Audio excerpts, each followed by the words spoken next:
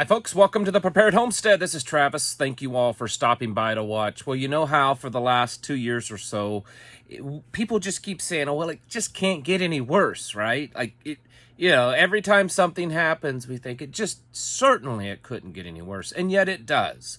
It does over and over again. And that's how many of us are telling people it's going to keep getting worse. I've said that. I've heard other people say the same thing, that this isn't over yet. This whole Great Reset Agenda 2030 beast system is not anywhere near being over. And today, well, it's getting a little bit more worse again.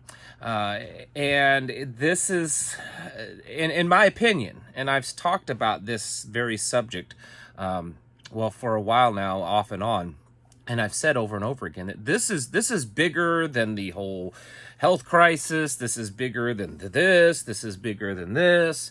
When it comes to our demise as a society, because this will crash us faster than anything, and that's our economy.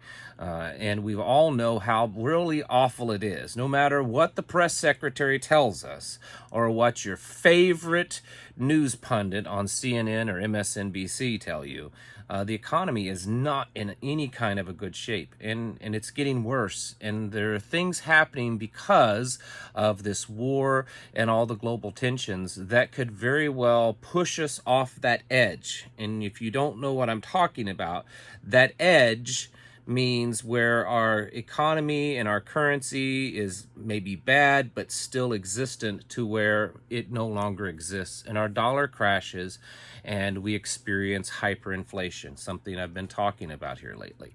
And the things that are happening could very well push us that way. Of course, the whole actual war is still a threat. In fact, the UN security chief said today that the possibility of a nuclear war or some type of nuclear threat out of this conflict is becoming much more of a real possibility, that it is on the table. It is something that's real.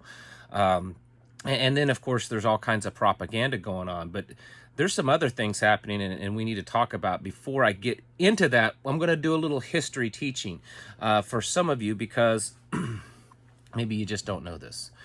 You know that our money is fiat, meaning that it has really no true intrinsic value. It's just paper with ink on it, okay? Well, it's not necessarily paper, and we know it's linen. But the point is it's not really worth much more than what it takes to actually print it. The only value that's in it, it's not gold. We got off of that a long time ago. But the only value in it is basically the faith that people put in it.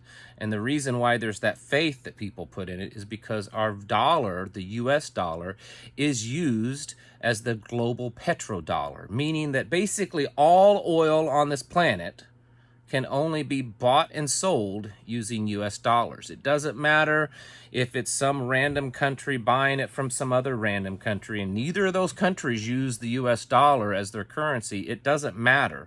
They must use United States currency to make that purchase or that sale.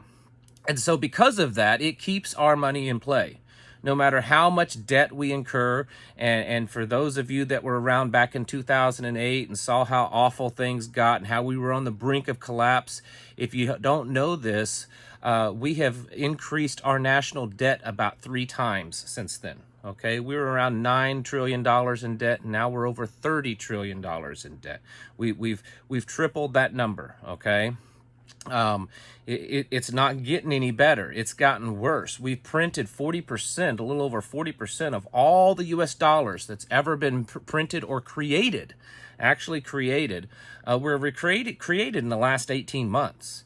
It's absolutely absurd. 80% of the U.S. currency, paper print currency that's in existence, is overseas. It's not even here in the United States, and it's because it's the global petrodollar. And one would want to consider this, the more that we and the, Davos group at the World Economic Forum and stuff push for clean, green energy and away from petrochemicals, well, where does that leave American dollar Where's it going to leave us? Are we going to, how is it going to continue to hold its value if it's no longer being used in oil? So that's one thing to consider. Another thing is that well, there's a bit of force that's used. A lot of people say that the only reason our dollar has value is because of our military, and the only reason that has any truth to it is because our military has been used to enforce the use of our currency as the petrodollar. All these little wars you've heard about in the past 20, 30 years, that seems strange why we've gone to war or we've conducted some kind of military action against a smaller nation. Was it truly just to get oil? No, it wasn't really to get their oil. What it was is because countries like Libya and Saddam Hussein and others chose to not use our currency to purchase or to sell oil. They said they weren't going to do it. They weren't going to be part of the global banking system, and we're not going to have that. So we use our military to go in and take care of these rebellious nations that won't play by our rules. But that's all changing. And all of this that we're seeing happen with sanctions and with basically the formation of this good versus bad or East versus West, and we're seeing battle lines being drawn, is leading us to a point that I believe that we could see the U.S. dollar no longer being traded for petrol. Now, if that happens, we could absolutely see a complete collapse of our currency. We could see our currency go down to being completely worthless, which would absolutely hyperinflate our economy. We could experience true hyperinflation.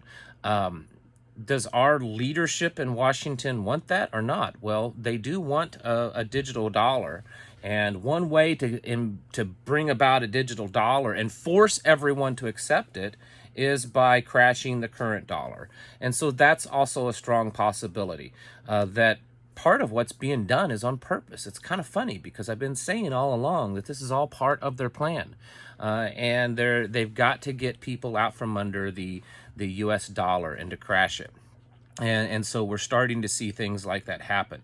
And today more of that is happening and more is being done. There's all this concern with China and Russia buddying up. Well, I don't know why that's a big surprise. China and Russia have been buddying up for a while. And it's in the news today that the United States is very concerned with the fact that China is being very friendly with Russia, and all the rumors that Russia was trying to purchase military equipment from China. Well, maybe that's true, and China seems to have given the nod that they will do something like that, which is strange that everyone's so surprised, because back on February 4th of this year, Putin and Xi Jinping met, and they made an agreement. They made a promise to each other. They renewed their commitment to each other under, no circumstances will they break this commitment, that this was basically an unconditional love that they pledged to each other with regarding Ukraine and Taiwan and their respective countries engaging in those areas. So it's not really a surprise, or shouldn't be to anyone, that China is buddying up with Russia. And it's quite possible that all these sanctions that's being put on Russia aren't really going to do any good, at least not in the way that our government is saying that they're going to do, because China is propping them up. And there are several other countries that are lining up to side with Russia. Maybe not necessarily on the military front, but most certainly on the economic front. We see India now they're working out a deal with India, that India is going to start purchasing all that oil from Russia that we're not going to buy. And guess what? Russia's going to sell it to them at a discount. We've seen, obviously, what's going on with Iran, and Russia is part of, supporting Iran. The Iranian nuclear deal, the President Biden has basically taken a back seat, purposely, apparently, that he's allowing Putin and Russia to take the lead on those negotiations.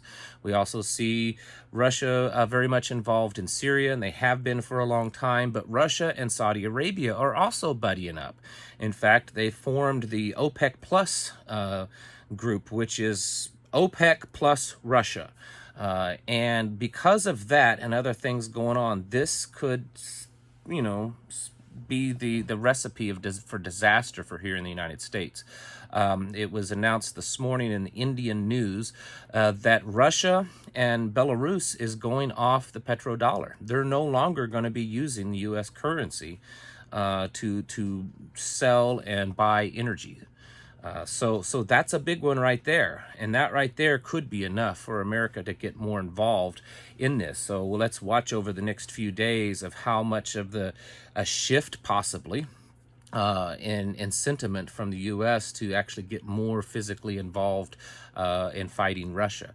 And if this happens, folks, I'm telling you, if this happens, we could certainly see a major economic collapse.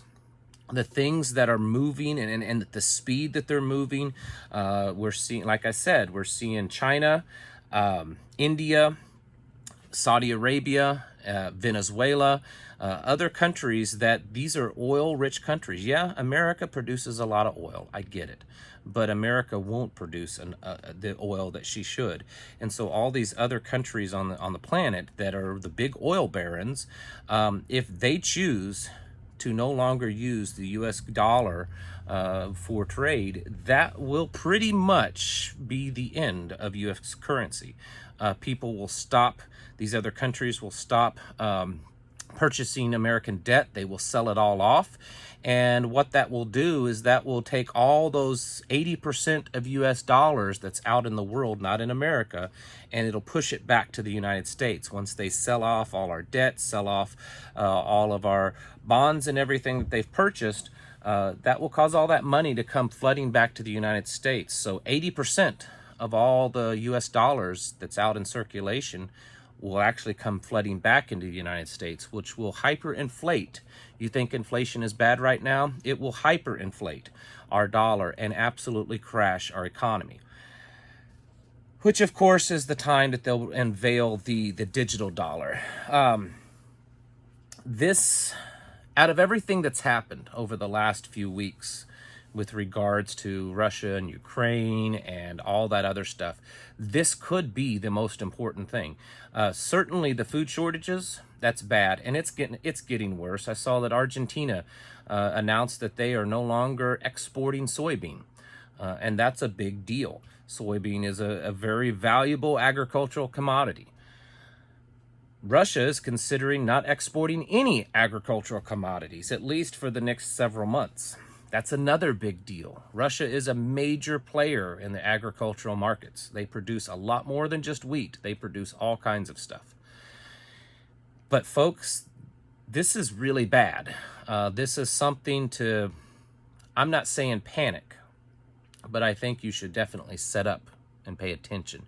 You know how it was back in school, your school days, when you'd kind of slink in your chair and you're not really paying attention and the teacher snaps and says, hey, sit up and pay attention. This is that moment, folks. Over the next coming days and weeks, if we see more and more movement from Russia, India, Iran, Saudi Arabia, China, Syria, Venezuela, and a few other countries start to move away from or make movements away from the US dollar when it comes to the petrodollar, that's very, very, very bad, folks. And all the stuff that I've talked about in videos for the last couple of years of talking about how it was in the Weimar Republic in Germany and what hyperinflation was like there and how bad it was in Venezuela with the hyperinflation there. Folks, we could easily see that here, and it could very easily be much, much worse. The alternative is that they would very rapidly unveil the digital dollar, which is what I suspect they would do. And so that period of chaos and anarchy and catastrophe may be a lot more narrow and a lot less intense. But I don't know that that's a better idea either, because once that digital dollar gets put into full effect and our paper dollar no longer works, we are basically, well, even more so, slaves. We've completely lost our freedoms at that point. And the dark road that that's going to take us down will be very biblical. And I think many of you know exactly what I'm talking about. The things that are in play right now, and I do believe everything that's in play and that's happening is part of the Great Reset. How do you reset a planet? Well, you got to take it off the global dollar standard. You've got to switch around the players and who's the leader on the planet, and who, switch those game pieces around. It's going to radically change America and this planet. And in the end, the ones that's going to really be hurting, it's going to be us, because we have lived a very privileged existence as a nation for several decades now, because the whole world exists on our currency. Even though we don't really have anything, we don't produce anything. We're no longer producers, we're consumers. And while we do have a lot of gold, we don't produce anything else. China has been buying up gold and every other commodity in existence, and really so has Russia. They have been dropping their American debt that they own, and they've been transferring it into gold. And 10% of the gold that's produced on this planet comes from Russia. The dark days that are potentially ahead for the United States are seriously dark, folks. And I don't want to get on here and say all this to hype it up. I'm telling you that if this path that seems to be beginning continues to where more and more oil-rich countries, and just countries in general, say that they're no longer using the U.S. dollar to purchase and sell oil, that's going to be kind of that final nail in the coffin, folks. And you better be ready for a tidal wave, a tsunami of hard times here in America. And again, I don't want to scare and panic anyone, and I'm not trying to sell you a big doomsday scenario. I'm just telling you what's a fact.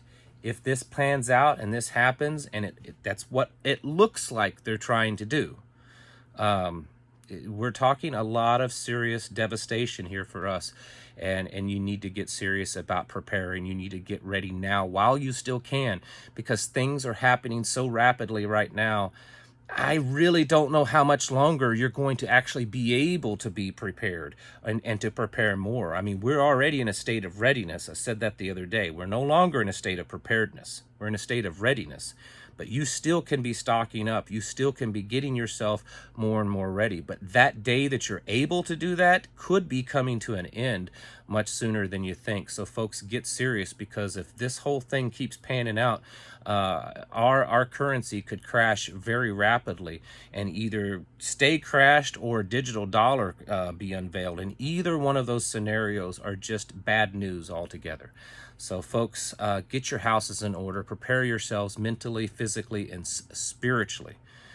Thank you all for watching, and I'll catch you in the next video.